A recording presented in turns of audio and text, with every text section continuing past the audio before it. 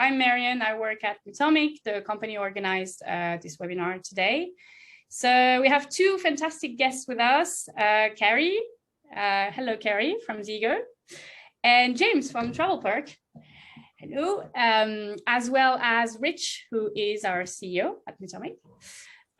So Miles from Jumio was originally supposed to join us today, but unfortunately couldn't make it. So big thanks to James for stepping in. You're the MVP. Today, we're going to talk about the challenges of scale-ups regarding sensitive data risks and sensitive data management. So I'll let you guys introduce yourself, and then Rich will kickstart the conversation with you two. And at the end, we'll have a Q&A session. So feel free to ask your questions in the Q&A part of your Zoom window at the bottom of your screen, I think. So yeah, over to you, Rich. Cool, thanks, Marion. Hello, everyone. I think we've got like 60 odd people here, so it's great to have everyone here today, and thanks for joining. We were just talking, me, James, Cary, and Marion beforehand. We're not, I don't think any of us, professional public speakers, so we're not here to give a pitch talk about anything particularly. We're here to have a conversation. Typically, it's known as a fireside chat, but we're going to have a conversation about some interesting stuff. We hope it's interesting for everyone. Thanks again for joining. As Marion said, when you've got questions, don't hesitate to write them down. We're going to make plenty of room for those at the end. So as a brief structure, what we're here today is we're going to talk a bit about ourselves, very short introductions. We're going to spend some time talking about the scale-up journey, because both James and Cary are in that sort of scale-up type company. We're going to talk about some security, some risks, and then talk about how companies can go about solving some of those risks. So just to get started, we'll do some brief intros, and I'll get us started today. So my name is Rich Vibert. I'm co-founder and CEO here at Metomic. You're going to learn a little bit about Metomic today, but we're not going to talk about Metomic too much. We're here to talk about other things. And I've known both Cary and James for a little while as customers of Metomic, and some other reasons, which is really cool. So really excited to be here today. Cary, I was saying, you've got the best, you're repping Zego better than anyone else. You've got the background, you've got the hoodie, it looks amazing. Tell us a bit about yourself and what Zego does if people don't know already. So, hi everyone, I'm Cary. I'm Director of Security and IT at Zego. Zego is an insurtech startup. We've been around for 5 and a bit years now. Background, we started from just insuring gig economy drivers and then expanded into the fleet space. Essentially, that's our business model. We're internationally going around Europe now. Cool. So you're selling to, so Zego sells to businesses, right, Cary? We sell to business and to direct customers as well. So we have 2 different business models. B2C was the original model, and now we've expanded into B2B. Ah, that's amazing. We're going to talk a little bit about your growth in a second. James, great to have you here. Tell us a little bit about yourself and TravelPerk. Yeah, thanks for having me. First of all, I'm feeling a bit guilty since I don't have the amazing background like Cary does to represent TravelPerk, but I'm the head of security at TravelPerk. So we are a SaaS provider for business travel, essentially trying to modernize how business travel is done and make it very efficient for travelers and great for companies as well. I'm also the registered data protection officer for TravelPerk, so I wear an extra hat.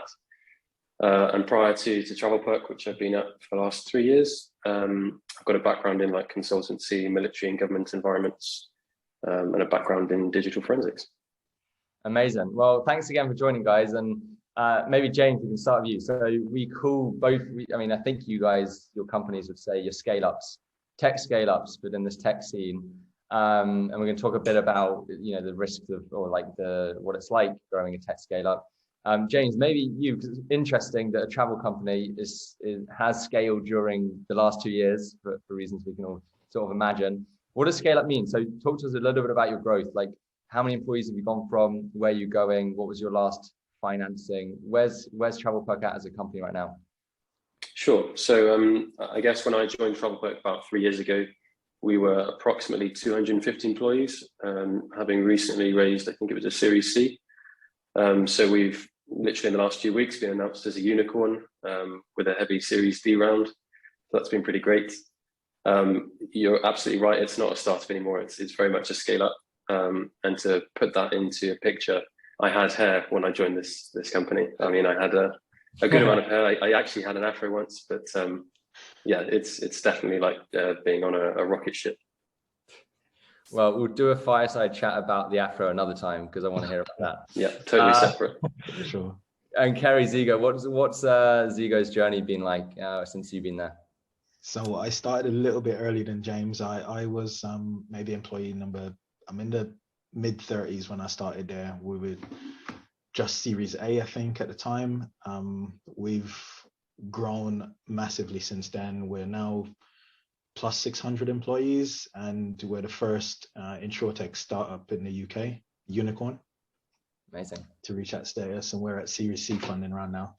Yeah, it's been a pretty hairy growth. You know, it's like James said, it is like a rocket ship. A lot happens in a short space of time. That's great. Well, we're excited to hear a little bit more about that. And then just a quick question. So, Cary, is Zigo a remote company?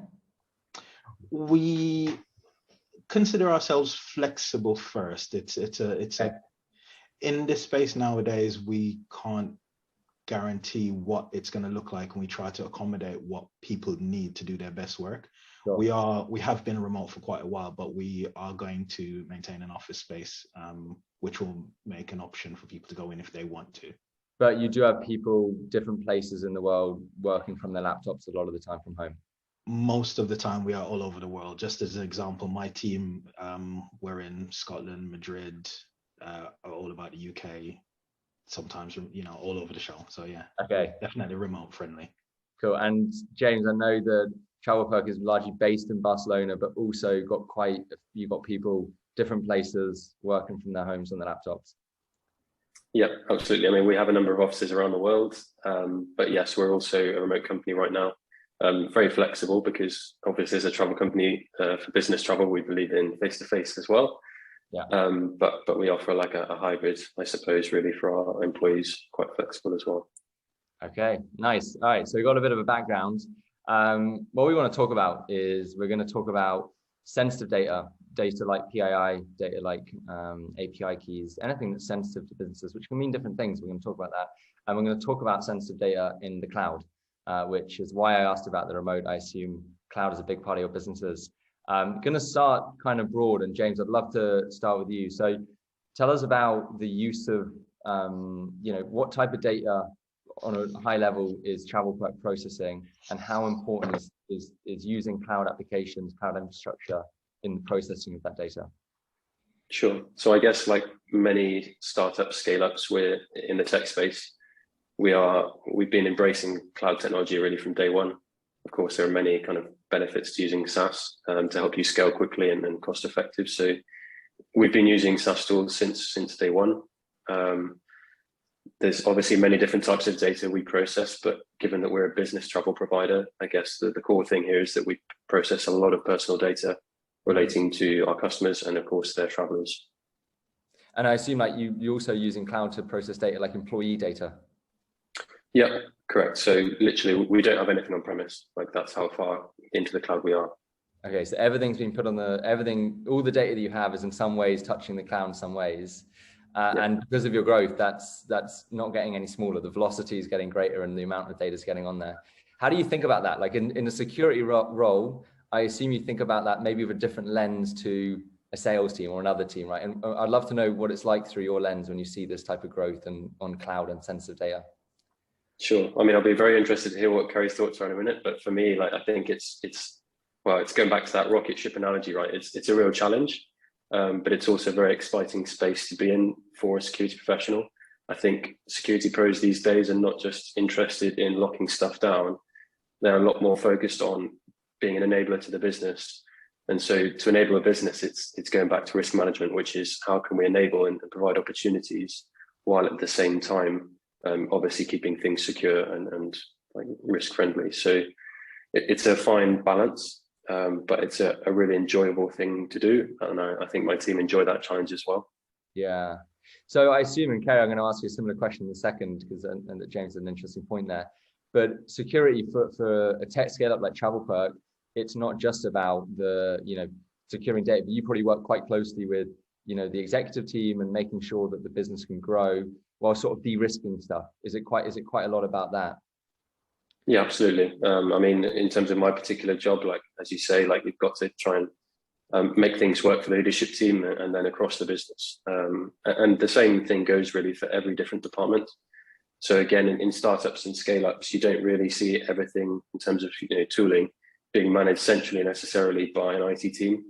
I think things that can be quite more decentralized to enable that faster growth.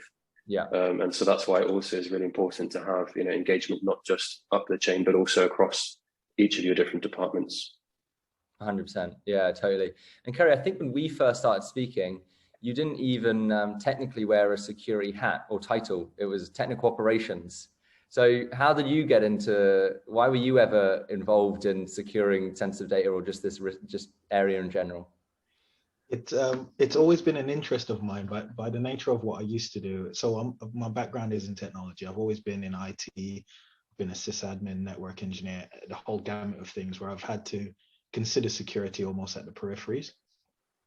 And then as we started to grow, being a regulated business, I spent a lot of time dealing with our compliance and data protection officers and being in close communication with them. And it sort of naturally evolved from there, where I sort of took on the security role more full time. Actually pitched and said that we needed it because as a regulated business, like you said, growing really fast in that space, managing where and how we're storing data and managing risk, it is all about risk management. Yeah. And then suddenly someone was like, well, it sounds like you know what you're doing, go off and build a team. So here we go. Well volunteered. That's similar. Yeah, it sounds like it's not an uncommon path, Cary. And why do you think these like trigger points happen for scale ups, right? You obviously go different stages. I don't think there's the same mentality in 2-person startups to companies of your size. What do you think these trigger points are when someone wakes up and says, actually, we should be thinking about these things? I don't know necessarily for other people, but when you're regulated, the FCA gives you a lot of guidelines. So it's almost, the path is almost there for you already. You have to look at what your business touches, what they recommend that you should do at each point, each stage of your growth. Some things happen regardless because you have to.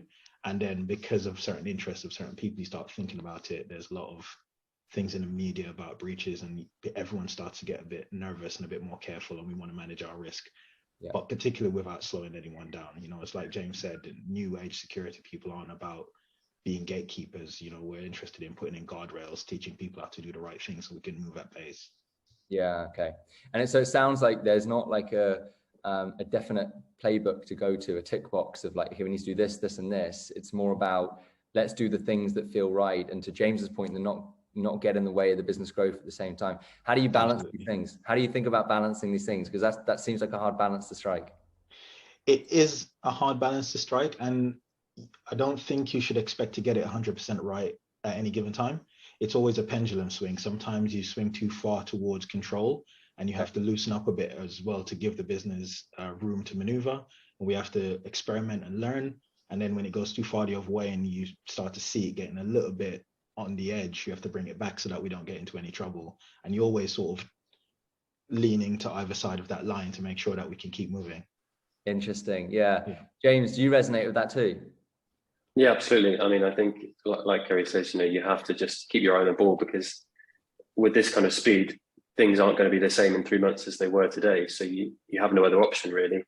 It's kind of a best effort. Keep track of your risks and monitor them over time.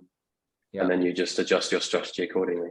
Okay, cool. And then, I mean, with this pendulum, there's obviously some risks or some things that are, complete no-goes versus others that maybe you can be more lenient on and allow to happen.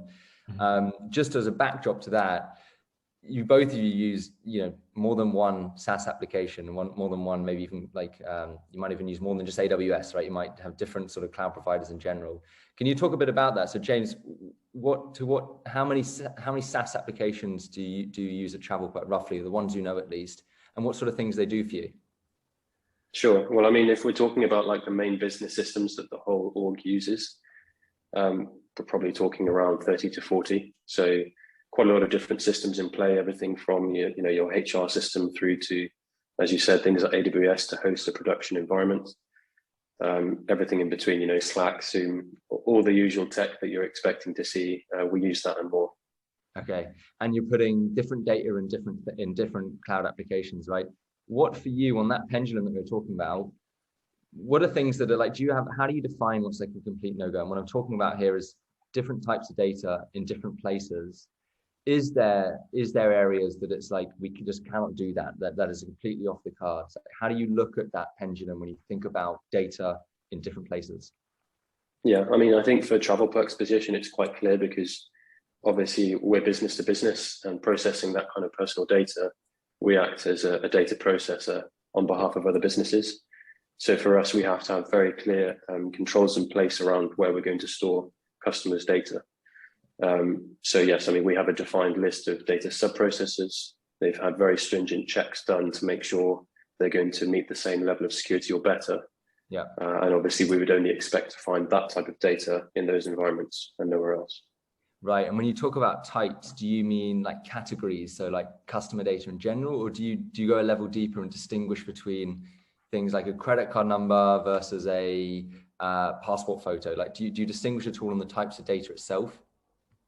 Yeah, we do. I mean, going back to my previous examples, so of course, like personal data of customers is personal data of customers. So that's pretty kind of pretty clear, like binary. But yes, if we talk about like the wider data sets or data types we might see, things like credit cards, passwords, all will have a different impact for us and different kind of priorities or concerns when we see them floating about in the wild, which thankfully we don't too much. Yeah, okay. And then just the final one on that. So if I was working in Travel Perk, maybe one day I will be. It's a great company, but maybe not anytime soon. But if I would I see this would this manifest to me as an employee as a series of policies? How does the company know, people in the company know what they're allowed to do versus what they're not allowed to do? Yeah, so I mean, it's a very challenging thing to approach, I think. I mean, what we're talking about really here is culture.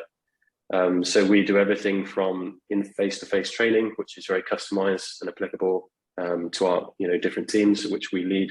Our security team actually delivers that. We have a culture management system where we automate ongoing training, which is also customized.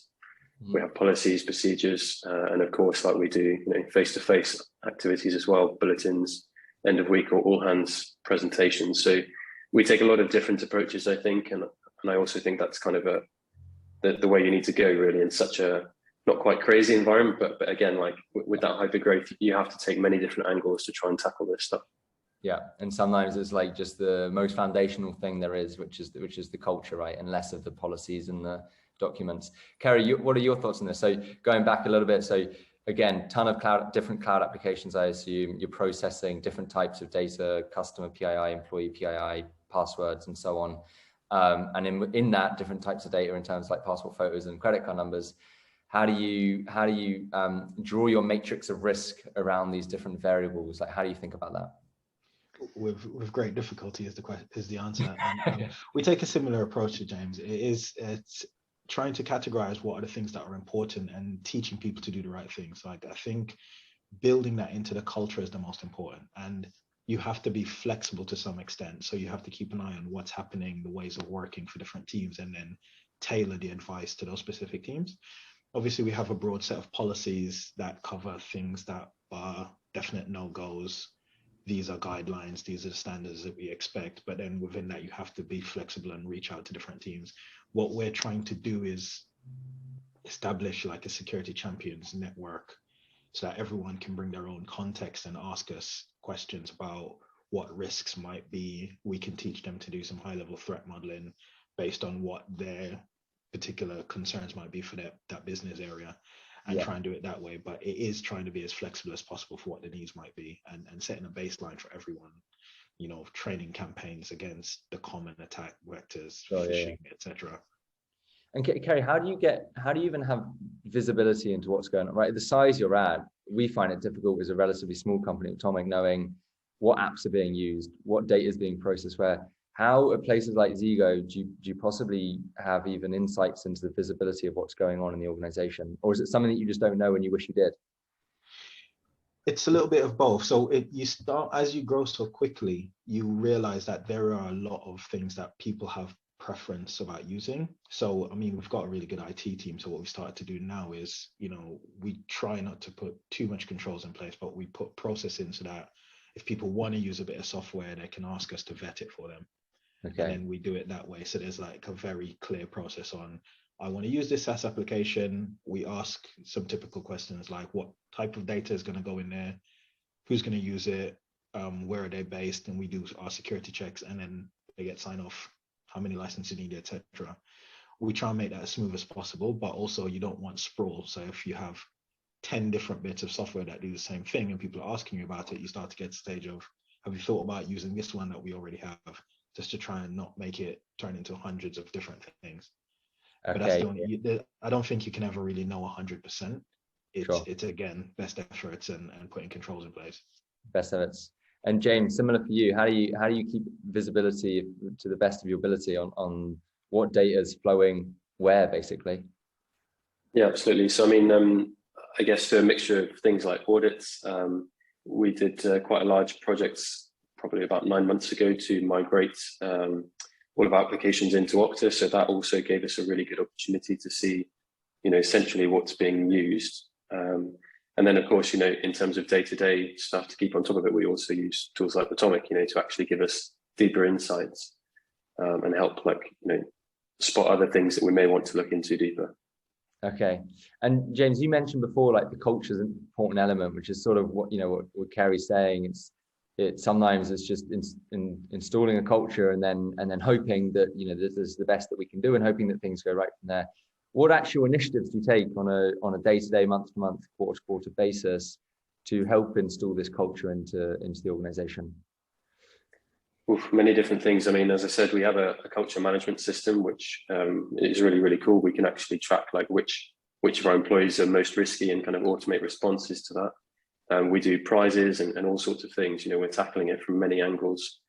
But even, just getting face-to-face, security team members, being able to sit down with people in different businesses, different business areas, ask them what their challenges are and how we can support them. And very quickly, they get the perspective that, again, security isn't about being a blocker and causing problems. Actually, we're all on the same side. And I find that once you've made that initial connection and they start to know you or know one of your team, that kind of breaks down the barrier. And then afterwards, they're very, very comfortable to reach out as soon as something small even pops up. So it's a very gradual process. And again, you just have to take many different kind of approaches to tackle it from all angles. Yeah. And Cary, what about yourself? How much is culture is used as a driving force there at Zego to ensure these risks don't occur as often as they could? For me, I think culture is one of the most important things.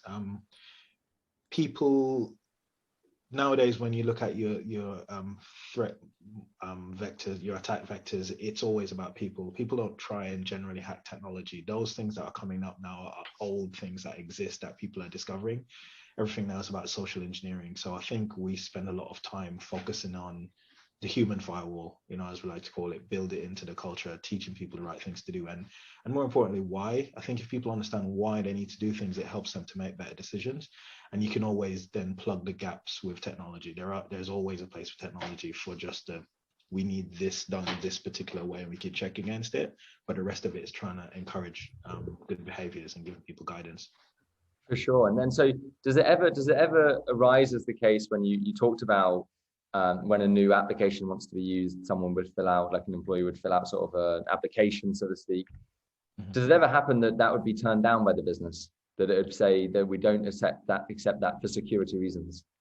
Yeah, we have that done in the past where people just didn't meet our security standards. They couldn't prove to us that they were securing the data that we were given to them. We class it very differently. Obviously, if it's customer data, it's a lot stricter in terms of where we're allowed to be stored, etc. Yeah. For staff data, if it's names and emails, we can be a bit more flexible, but they still have to meet certain requirements. And sometimes people have come in and going, can we use this thing? And we looked at it and they can't even tell us where their data is going. So we can't be comfortable saying that that's a good piece of software to use. And we help them find an alternative. Yeah, okay. So an alternative to do the same job. And then the risk, it sounds like a relatively ignorant question, but I'd love to hear your perspective on it. The risk is you might give data to, when you give data to cloud vendors, right? You're cloud-based, everything you process data, the sensitive data with is cloud-based. What's the risk thereafter? Is it that that vendor violates something that you have with your agreement with your customers? Is it that they get hacked? Is it that it might, an employee might accidentally leak data via their application? What's the actual risk of putting data in the cloud is what I'm trying to get to. And it sounds like a basic question, but I'd love to hear your perspective. Well, it's yes and. So it's all of those things. Depending on the type of data it is and how people are using it, there's risk that someone could put some data in that shouldn't be there. There's risk that the company doesn't look after the data and it gets leaked or they get hacked. And then we usually have agreements in place, either with standard SLAs or through some SECs to say that if there is any kind of breach, they have to let us know immediately so we can take the appropriate action. And there's a lot of advice around that kind of thing, particularly, like I said, FCA are very strict on where we can and can't do certain things.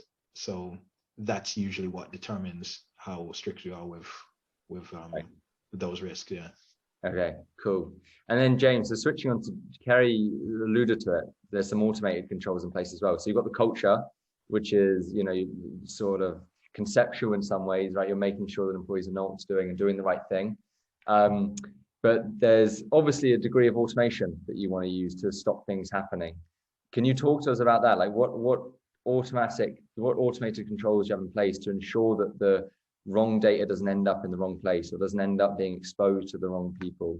Obviously some of this is related to Metomic, but just in general, I'd love to know how you think about this evolving even over the next couple of years. Sure. Well, I think one quote that is probably really relevant here is the idea that there's no patch for the human operating system. So I guess the point is, no matter how much we try and educate, and we may modify, people's behavior, but there will always be mistakes. So yeah, in terms of the approach we take, we have a couple of different SaaS tools, obviously security related tools, where we can monitor things like how things are shared in terms of, cloud files and stuff, and make sure that there's nothing kind of exposed in it, things like public sharing links that shouldn't be in place. And we can also detect through tools like Metomic, the amount of data we've got in a certain location. And with a quick bit of investigation, we can quite easily see, is this where it's supposed to be? Are we even expecting to see this data? And if not, then of course, we can take quick action. Okay, yeah. And I can tell from, I'm pleased that we came together and we've got two tech scale-up security tech, because there's a lot of nodding. So I assume, Cary, you've had some similar learnings and some similar things. What's your outlook on automation of some of these things? We're sort of talking about not the opposite of culture, but technical controls in place to ensure that things don't go wrong by your definition of wrong. Tell us about what you're doing today and how you see that playing out. In the future of more cloud apps, more data online, more companies like Zego that semi-remote using the cloud. I'd love to hear your perspective on it. It's down to visibility and like you said, establishing what's a hard no, what's a guideline, and where you can offer people help, and you can automate all those things. If there's something that's a hard no and you have visibility on it, the automation can just completely refuse it. You don't have to worry about it. It's where the gray areas come up. You want to advise people to make the right decision. You might want to flag something without stopping it so that we can do some investigation. Like James mentioned, we do use Metomic in that way with particular integrations. Is this type of data okay to be stored in this location? And then you can advise the team on what they should do as an alternative. So that's kind of what it is. And the more SaaS apps we have to find ways of making sure we understand how it's being used and what we expect to see there. So when it deviates from that, we can at least investigate. Yeah. And then again, thinking about the evolution here, you've obviously got customers that come and go, you've got employees that come and go, you've got cloud apps that come and go. As you guys grow, I assume let's just say stale data grows at the same time, and data that doesn't need to be there maybe in the first place, but definitely after a certain period of time. Is that something you think about? Is the amount of exposure you have in general for data that doesn't need to be in that place anymore? Is that something that plays in your mind in your role? It definitely does. There are limits. Again, it's slightly easier when you're FCA regulated, because they're like, you cannot keep this for longer than X. So it just goes. Once you start to get up to those limits, you just have to make sure it's gone. Other than that, we try and work within the rules of what's sensible, how long do we think that something might be usable, and we get a lot of advice from the the compliance team about how we should work with different data types and where we can store them and how long we should keep them for. So Right. that helps a lot, but it does become a bit of a worry when you think, well, are our processes catching all these things? Like, we try and use Okta, like James said, to make sure we know exactly for levers that we get all the places that they shouldn't have access to anymore, etc. But it's always a moving target. Is there any, I'm sure there's some people in the audience that would love advice on this. Where do you go if you're understanding what's the, and maybe James with the DPO hat, you might have a better answer to this. How long is reasonable to keep data? How do you find out how long is reasonable to keep any types of data and stored in a particular type of place? Is there guidance on that? Is there somewhere people can go to find it out? Yeah, so I mean, obviously, as Cary alluded to, like legislation and your kind of legal obligations for keeping data is the first port of call. So, I mean, there you've got your legal team as your best friend, really, or external counsel if you need. I think that's the first thing, is being able to define data retention periods and for which different categories of data. That combined with, as Cary said, like applying common sense where it's not data that falls under that legislation, is like a really good approach. Yeah, I was speaking to someone in a similar role to both you, in a sort of senior security role. In fact, James, I think this is something that you might mention me to once, seeing companies that are, for the example of Slack, they're redacting Slack or deleting all Slack data after a week or a month or something, purely for the reason of reducing the exposure, reducing the unnecessary risk. No one's looking at Slack messages over a month ago, or not too often. Have you seen that happen, James? Yes, I mean, if I'm being honest, then one of my first moves when I came to TravelPerk was to put in place like a basic policy for retention in Slack, because like I think early on in a security program, you have to take early wins where you can, without necessarily using lots of budget, and so those kind of features are your friend in the early days. But as you kind of alluded to, I think it is a very broad approach that doesn't necessarily put you in the best lights with the company. And so being able to, over time, refine that to a much more kind of targeted approach that doesn't affect wider data makes sense. Right. And a targeted approach being redact only what's necessary. Yeah, picking up specific instances of stuff that shouldn't be there, and then target those specifically through automation. Well, there we go. If anyone's looking for advice of what to do in the early stages of security role, redact all Slack data after a certain period of time. There's a quick one for you if you take away anything from today. But Cary, so James mentioned something at the end there, and it sounds like in the sentence, redact what's necessary. That sounds like a challenge, because for me, at least, as someone who thinks about this thing a lot, identifying, distinguishing between what is sensitive by whatever definition you want to say, what data you don't want to lose and what data doesn't really matter if you lose. It's a difficult thing. How have you seen this work out? How's that playing out for you? Did you see any with the sort of golden answer to this yet?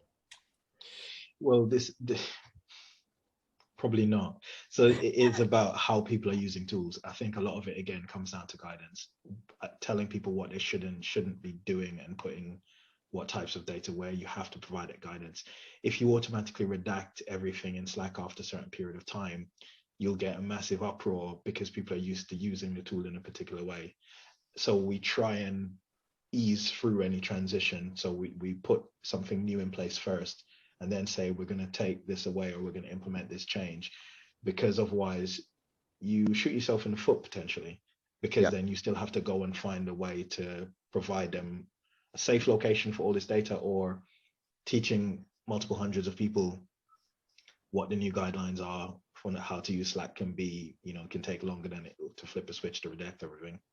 100%, which brings us back to where we started, right? It's the balancing act. It's knowing that you guys are on that scaling journey.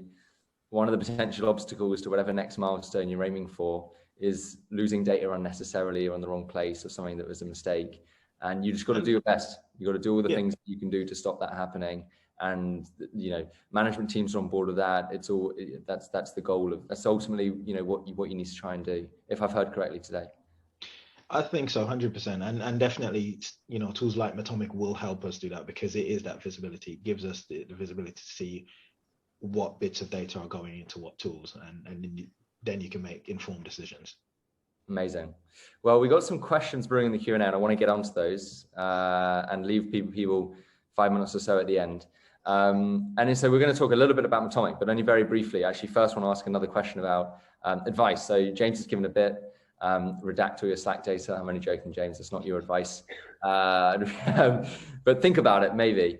But so James, I'll ask you first, what's your piece of advice of someone in a security role when that company hits that inflection point? Maybe they're going from startup to scale up. What's your advice to them when it comes to the security of sensitive data whilst enabling and allowing the business to grow at the same time? Yeah, sure. So it's going to be a little bit cheesy, but I'm actually going to quote one of our company core values, which is impact over effort. So I think you have to choose the smart wins to be able to stay afloat, right, with all the challenges that are going to come your way. So for me, it's about having solutions that are scalable and will take into account context. Like if you can get those two things, then you don't need to throw more and more people at a problem as it grows. Because we all know in security, like we're not going to grow at the same rate as the business. We will never have the same resources as other departments. So it's about being smart. Amazing. Well, no, I think it's fine to quote a company. You're repping your company a bit. Cary's certainly already done that with the hoodie in the background. So we're fair now. We're evens games. I feel better now. Yeah. Cary, your advice, someone going into a role like yourself on that scaling journey, one thing you could tell them, what would it be? One thing is difficult, but I think it's like James said, impact over effort. It's being able to explain why. I think teaching people why a decision is a good decision goes a long way, because it means that you don't have to consistently feel like you have to look over shoulders all the time, because we don't want to be in the business of watching everything in that way. Yeah. We want to be able to give valuable information to make good decisions. Yeah, and what I'm hearing in some senses, you want to be the business's friend, right? In some way, you don't want to be the bad player that's going around saying don't do that, do that. You want to explain why you're doing the job that you're doing and why it's ultimately good for them as another employee, right? Cool. Well, this is awesome. I've really enjoyed that conversation. I want to dive a little bit deeper with some of the Q&As in a second. What we're going to talk about briefly, because you have mentioned it, and I think some people have joined today to hear a bit about this. So I'm not here to talk too much about Metomic, but I would love to know. We haven't talked in a little while, certainly since last year. So that's fair enough. So I'm actually genuinely curious. Cary, how do you use Metomic today? What's your use of Metomic? What do you like about it? I am not hands-on with it as much as I was in the beginning. The team's grown and they've pretty much taken it off my hands. But I love the fact that we can integrate with so many of the different SaaS apps, and we get visibility on things almost immediately. It plugs into Slack. That was the first tool we integrated with, but also we have our alerts going straight to Slack. So if anything pings up, the team jumps on it straight away. So it's been super useful to help with that visibility and the decision making. Amazing. And those are alerts to what? What sort of alerts do you get? Alerts around different types of data. So things that are important to us, customer personal data in some ways, national insurance numbers, license numbers, credit card numbers, etc. So the wrong data being shared in Slack or something that's maybe risky, the security team alerted to it. And then do your security team action that? So they might use that data to do broader initiatives, but also maybe tackle individual instances that are wrong? Yeah, so we start with the individual instances. We verify the data first to see if it is what it says it is, and then speak to the people and find out why. Because I think why is so important. Why do they think it's appropriate to store it there? Find out what their workflow is, and then you say, okay, here's why that's not a good idea, here's what the risks are, let's help you find a solution for this. And then you tend to see a reduction in data being stored in a particular way because you've explained to them what the risks are around doing it. Amazing. That's it, being their friend, and then you see the results pay off down the line. Exactly. Cool. James, how do you, I know that you're similar to Cary, you're not a day-to-day user, because by the nature of this conversation, that's scary when you've got a whole team underneath you that are doing these sorts of things. But why do you use Metomic today? How do you use it? Yeah, so you're right. Just like Cary, I don't get so hands-on these days, but I do manage to sneak in from time to time and check it out. So yeah, I mean, kind of very similar to Cary, we integrated with Slack, and now with a number of our other kind of core SaaS tools, we can pick stuff up. And what's perfect for us is that piece around context that I mentioned before. So yes, okay, we might have a lot of data in a certain environment, but what does that actually mean for us? So rather than just detecting data, we're actually able to build our own custom alerts and say, right, well, this type of data matters more to us. And what we've really enjoyed quite recently actually is fully automating the response to that. So being able to redact it in a certain time frame, which then means that our team don't have to be following users up individually or clicking a button to delete each particular message. And basically now that we've started down that road, we'll just be on the Metomic train. As you guys add more integrations, we'll just be following along, automating all of that. And then, for security pros, it would just be a case of fine tuning rather than hours and hours of very manual tasks. So that's exactly the kind of solution we need. And so you're using Metomic in Slack, is it Google Drive, maybe is it Zendesk as well? Yeah, and we're just in the process of expanding out. Great. For my benefit, what integrations would you like to see next? Ooh, that's an interesting one. Well, you put me on the spot there, but one tool that certainly comes to mind, which I think would be quite interesting, is Notion. So I think that's quite a popular tool these days for company wikis. I can see Cary is a fan as well. Yeah. So yeah, I mean, that's definitely like a really cool tool. And again, if we're talking about tech startups, we all, I think, revolve around the same tech stack, the same kind of tools. So it would be really interesting to see something like that. And again, like understand what's your exposure, what's the context applied on top of that. And then of course, automate a response to that so that we're not manually running around trying to put out fires. Amazing. So Cary, whilst you're here too, and we've probably got some of our product team on the line. So now's the time to voice it. What would be another integration you'd like to see from Metomic? Possibly something more in like a data warehousing space, like a Redshift or a Snowflake or something like that. Cool. Well, this is good to hear because some of these things might be coming down the line soon. So yeah, exciting times to come. We got all these things, but we love listening to our customers and hearing what they want to see next because that's the way we built Metomic so far, and it's been great. All right, we've got a series of questions, and I'm going to jump in to the audience questions. I don't have time to go through them all and filter them, so I'm sort of going to go down one by one. The first one, so actually looking at the time, yeah, so we got a few here. So I'm going to try and do some triage, the ones that I think are most relevant and will provide the most help to people. The first one we got here, which is very much aligned with the whole, the thread that we've got going on throughout the conversation today. James, I'm going to pick on you for this one. How have you kept other C-suites on board with the need for advanced security and spending when their number one focus is often growth? Yeah, so I think this is every like CISO or director of security or equivalence challenge, but it's a really important one. So I think it's kind of what we talked about already is being an enabler to the business rather than a blocker. And certainly within TravelPerk, we know that personal data that we're protecting on behalf of customers is like, it's how we exist as a company, right? There is no success if we can't protect that. So fortunately, for me and my team, our C-level really understand that and are very on board. But we, and certainly in my role, I try and make the effort to, show how we are supporting the company's objectives and mission, so that we kind of can be seen as supporting that overall journey and growth and protecting the company as it goes through that hyper growth. Yeah, and I've also heard through others, sometimes the C-suite and others in the company that are on the security team may not know the risks that you are alleviating or solving that might, cause them problems down the line, right? So the exec team, the C-suite team might be carrying on their day, focused on growth, not knowing that actually the stuff you guys are doing behind the scene is really, really important. And if you weren't there, the growth might not be happening as quickly or at all. Yeah, absolutely. I mean, reporting is key, right? Communication is key. And, where you can, backing that up with metrics, data of some sort to really paint the picture can really, really help. Cool. Cary, I'm excited to ask you this question because how many years did you say you've been at Zego? About 4.5. 4.5. Okay. So for today's standard, that's a long time to be at one company. It is. So, that's great. The question here is how have you changed your company's approach to data hygiene early in its journey to make your role easier today?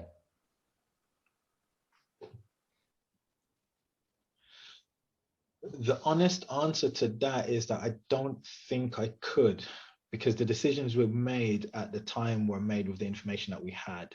So as you get more data over time, you have to make different decisions. So I think there's a certain amount, you can always say that I'd go back and put these things in then, but if you go back and make those decisions too early and over optimize, you actually slow down and you may not survive as a business. So there's not a whole lot I would change. I think I would just maybe keep it at the forefront, maybe start educating people earlier rather than making actually any different decisions about what we did with data. Yeah, okay. So the approach to it changes as you grow, right? Like and it probably levels up. It's probably not completely linear. Like you get to a certain size or a certain stage and you think, right now it's time to level up, do more things, either use a new vendor or hire more in your team.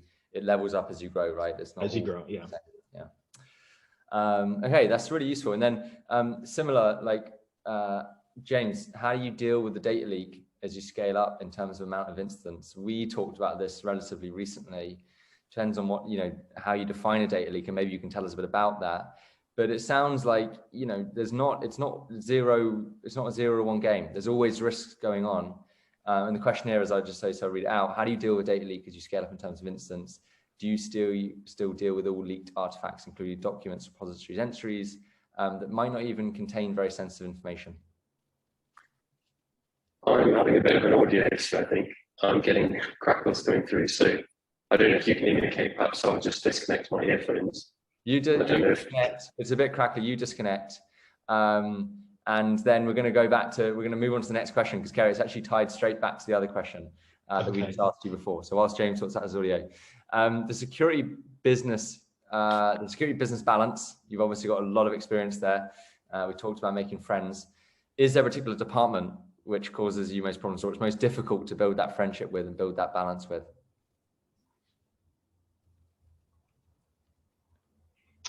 Is that a dangerous question to answer? No, honestly, not really. In all honesty, I think you have people that want to move the fastest are usually your commercial and your ops teams. But really finding the right people and giving them the right information to make good decisions, you'll automatically, once you show them that you're trying to enable them to move faster, that your goals are their goals, you don't really get much resistance. Not that I've found anyway. I think if you go in and start wielding a hammer around saying, no, you can't do this, no, you can't do that, then you build up a bit of a reputation as being a blocker. But if you go in and ask the right questions and ask how you can be of service, that's generally how you get the most of the work done. And then everyone sort of gets on board at that point. Amazing. And then Cary, I'm not sure if James has sorted out, is it, but I'm going to keep on this topic for one final question, because it's a good one. Someone said, love the why approach that you take to team education, making sure that people understand. They've asked, could you give some examples of best practices that you've actually established at Zego, and some of the whys around those? So one of the key things, it's phishing. So we focus in a lot on upgrading our human firewall, as we like to call it. So we go through phishing simulations, and we have like annual mandatory training that we do for people, but we pitch it in a way of, this isn't just about the business. This is stuff that can help you in your personal life as well. You secure yourself as a human and know what to look out for, so it drives good behavior. Good behaviors at home are going to be good behaviors for the business. That's one of the key whys. If you focus in on how you pitch that to people, it goes a very long way. Amazing. It's a super useful answer. James, are you back? I am, yes. Okay, so I'm going to jump in with a good question here, because you work in at a scale up, but you've worked with startups as well, and you've obviously scaled from a startup. So the question here is something we think about a lot. So thank you for this anonymous attendee for asking this. As an early stage startup that wants to work with hypergrowth scale ups, what can we do on limited budget to assuage concerns on security and privacy? I'll jump in and say, one of the answers might be getting SOC 2 certificate. Maybe even before that, you could start before that. What do you do prior to having any accreditations regarding security? Yeah, so it's a really interesting one. I think part of it, and this comes, I guess, from my startup advisor hat, but you have to kind of target the right audience, I suppose, that are going to be maybe more flexible in your early days. But as you say, Rich, I mean, there are tools out there that can really help with automating the compliance process for things like SOC 2. Yeah. But I think, yeah, just getting in place some materials, some kind of documentation that even if it's not, fully extensive, can still show that you're serious about security, that you are taking the right sensible steps towards it. And for at least, some companies, that will be enough to make them feel good enough about working with you. I'll caveat that by saying, I guess it all depends in what kind of industry you're in, right? If you're a security tool, you're going to be doing something with quite extensive access or privileged access or very sensitive data, then of course, like, you're going to need to invest earlier in having those kind of certs. That's a really important area. But yeah, that's probably where I put it. And just to sort of paint a picture, there's a couple of questions that I have on that. When you say, like, a document, like build up some documentation and so on, does it help to have a security page on your website that says this is what we do? Does it help to have a Notion page? Like, what would you feel more comfortable seeing if you've got a small startup trying to sell you a product that the business really wants and they don't have SOC 2 or ISO 27001 or anything else, maybe not even any customers yet? What could they show you? Like, physically, what could they show you that makes you think, you know what, I'm comfortable with their approach to security? Sure. And privacy, DPO.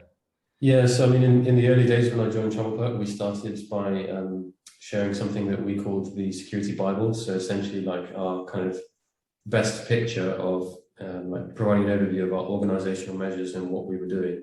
Right.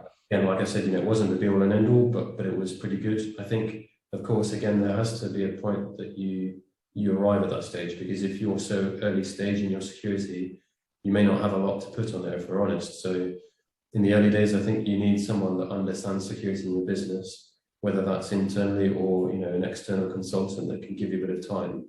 And once you put in place, basic measures, following something like maybe the 10 steps to cybersecurity from the UK National Cybersecurity Centre, for example, something that gives you something to work with, and you can say, yeah, like, we're working really well towards this.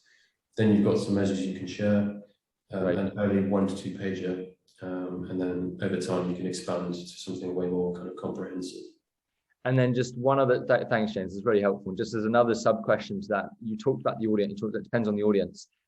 Just really quickly, is the audience the company, or is it the person in charge of security of the company? Do they have a play? Is them as a personality, their willingness to adopt technology, their just attitude to tech startups? Is that what you mean by audience, or do you mean actually the company, independent of who's running security there, they might just say, no, we don't do this? Like, is it the person who's the audience or the company? Yeah, it's a really good question. I mean, my answer, I guess, was focused on the company as a whole, because I think there are just certain companies that are willing to take a bit more risk and, for the benefit of innovating. But that being said, yes, of course, like, individual personalities can play a part in this when they're selecting vendors. But I think it's very difficult for you as an early stage startup to, control what you're putting out there based on an individual, CISO or someone that you're kind of trying to get it past. So you just have to work with what you've got. Thanks, James. All right, we've got time. A couple more questions. I'm going to be selfish for 1 second and ask you, Cary. With Metomic, do you mostly get detections, or do you, I'll add in, can you add in blocking mode or prevent data leaks? I can obviously answer this question, but people might not believe me. So, Cary, I'd love to hear it from you. It's a combination of things that we can do. We can do block immediately for certain integrations. We can do redacting. Mostly what we use for in the early stages, especially if it's a new integration, is to notify. So we can go and do investigations and create custom searches for particular data types and modify.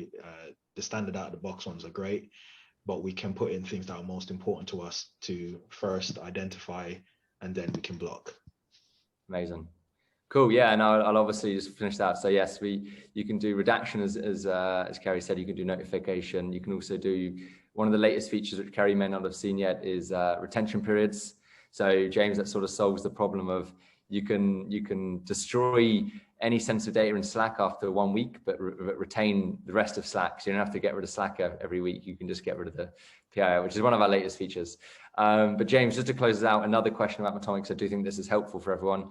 When is the right time? We talked about the scale, security from day one of a company is not the same as when you're on the journey that you're on.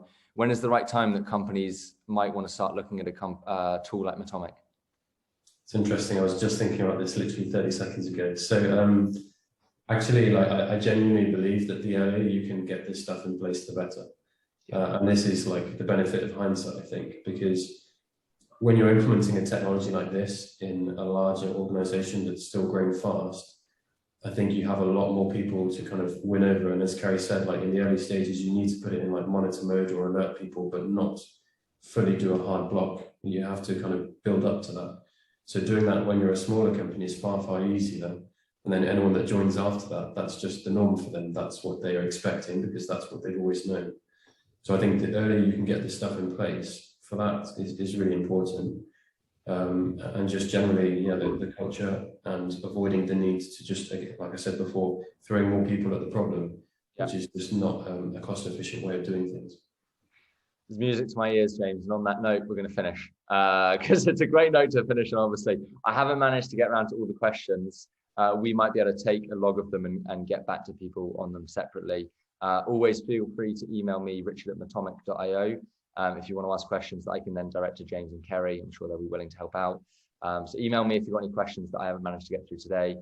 Otherwise, I don't know if Marion got something to say, but I'd like to thank James and Cary firstly, of course, and everyone else for attending. I hope you got some value from today. Feel free to email me about anything else, and hopefully you'll join us for the next one of these. Absolute pleasure. Thank you so much, guys.